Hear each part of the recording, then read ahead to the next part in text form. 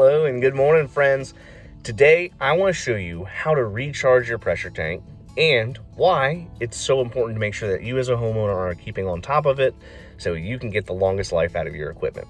So what we're going to do is we're going to go inside the house. I'm going to show you exactly what we're doing, and then at the end we're going to have a little discussion. So I'll see you in a few seconds. So the very first thing we're going to want to do is we're going to want to make sure we hook a hose up to the hose bib at the pressure tank. Now, this T-assembly is a very common setup, and you'll usually see this on just about every system. When you go to discharge that hose, finding a floor drain like that, a sump pump, or taking it outside is the best way to go about doing things. The reason why we want to hook up at this hose bib is because it's the lowest point on the tank, so we can actually drain the entire tank all the way. The next thing we're going to do is we're going to want to look at the pressure switch. Now, that gray cap that we see right here, and the inside is going to be a sticker. That sticker is going to tell us what the pressure setting is. So this is a 30-50 switch. So what that means is the pump turns on at 30 psi, turns off at 50 psi. The air pressure should be 2 points below that 30 psi mark. So now we know what the air pressure should be. So we have our hose hooked up. We turn the power off right here.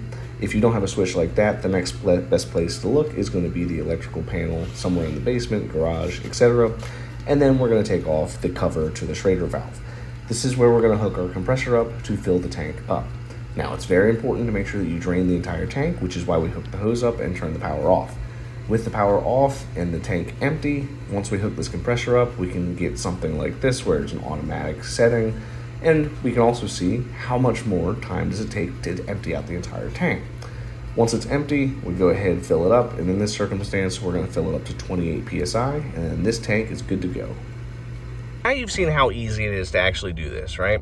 This is something I recommend that homeowners do every couple years or, once a year. Just like when you flush out your water heater, which I know some of you aren't doing, you want to make sure you're doing this too, all right?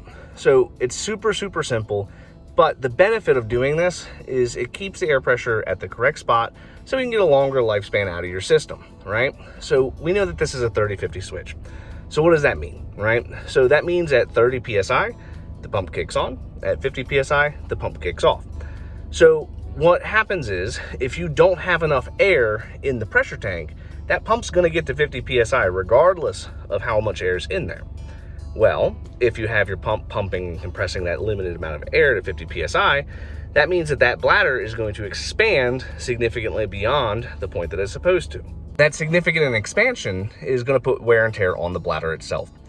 Now, if you do nothing about this over the course of time, what will happen is you will shorten the lifespan of your tank. Now, these tanks are not cheap, right? Especially if you pay somebody to put them in. If you pay somebody to put them in, double or triple whatever the cost of whatever tank you find is, and that's usually what you're going to end up paying. So if you want to get this thing to last as long as you can, you have to keep the air pressure where it belongs. Ideally, the manufacturer suggests that the pressure should always be 2 points below the cut-on. So in this particular circumstance, we have a 30-50 switch. So that means our air pressure should be at least 28, right? If we have a 40-60 switch, that means it should be 38. Every now and again on an old house, you might find a 20-40 switch, but it's been probably about 3 years since I've seen one of those. The big thing to remember, though, is you want to make sure that you have the bladder tank empty in order to check to see what the air pressure is. So we saw the hose bib connection on the bottom.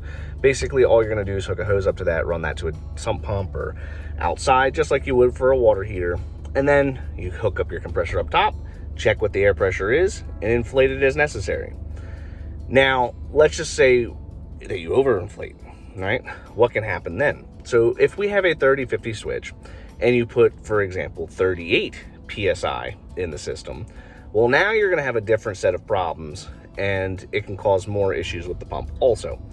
So let's just go with that hypothetical. So we've got 38 psi as our pre-charge, and we have a 30-50 switch as our cycle length.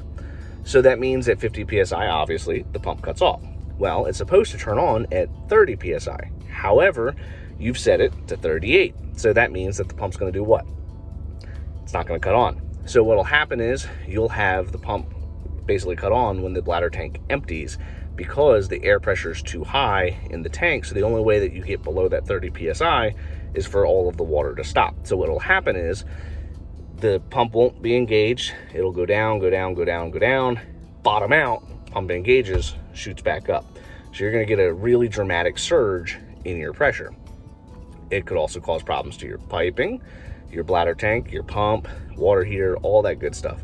So it's very important to make sure that you stay 2 points below the cut-on. So all of that being said, it's very important that we're not too low on the air pressure, and additionally, we're not too high on the air pressure, because both can cause problems. So again, if you're too low, what'll happen is the pump will overwork the bladder, which will shorten the lifespan of the tank. And if you're too high, the pump won't kick in time, and you're gonna get surging in your piping, and it's gonna be just not very pleasant, and you can cause some issues to your actual house infrastructure. So it's very important, just check it every now and again. It'll take you all of 5 minutes to do. And if you don't feel comfortable doing that, hire somebody, but it is important, right? Now, let's just say that this has gone on for long enough and you got to replace the tank. Well, bigger is not always better, at least in my opinion. The reason why I have that opinion is you want to have a 60-second runtime for your pump, right? That's what all the manufacturers suggest. That's how we do it in Maryland. But essentially what you want to do is you want to pair up the pump discharge to the pressure tank. So what you want to do is you want to have a 1-minute runtime. You could have a larger tank, which will mean the pump will run longer. And the benefit of having a larger tank is that the pump won't cycle as much, because the cycle is what burns up the pump. But in my opinion, the cost is just dramatically different. So for example, a 30-gallon tank, most times you'll retail for $1,400 to have somebody put it in. Let's just say you bump it up to a 60-gallon tank. Most of the people around here will charge right around $2,000. Let's bump up to a 120-gallon tank.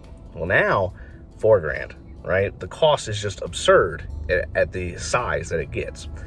I don't usually recommend doing tandem tanks. You want to do one tank, whether it's a large tank or a small tank. If you do tandem tanks, you can run into some other issues. But again, bigger is not always better. You want to try and size everything appropriately so that way you can have the best, most efficient runtime for your system as possible. Now, if you have a lower yielding well, it's a good idea to consider bumping up the size of the tank, so that way the pump can basically fill it and give the well more time to recover after that pumping has concluded. Because if you have a low yielding well, especially if you have a low reserve, you do run the risk of low pressure or just having the water cut out entirely. But like I said, this is super easy. I have faith that you can do it. This is something that every homeowner should know how to do, at least turning off the water drain in the tank. But it's super important. It's very simple. And I hope that this quick little show and tutorial has helped you learn how to do it yourself. If you enjoy content like this, if you found any value in this, hit that like button, hit subscribe. I have more videos posted every day on the World of Well and Septic, and I look forward to talking to you guys tomorrow.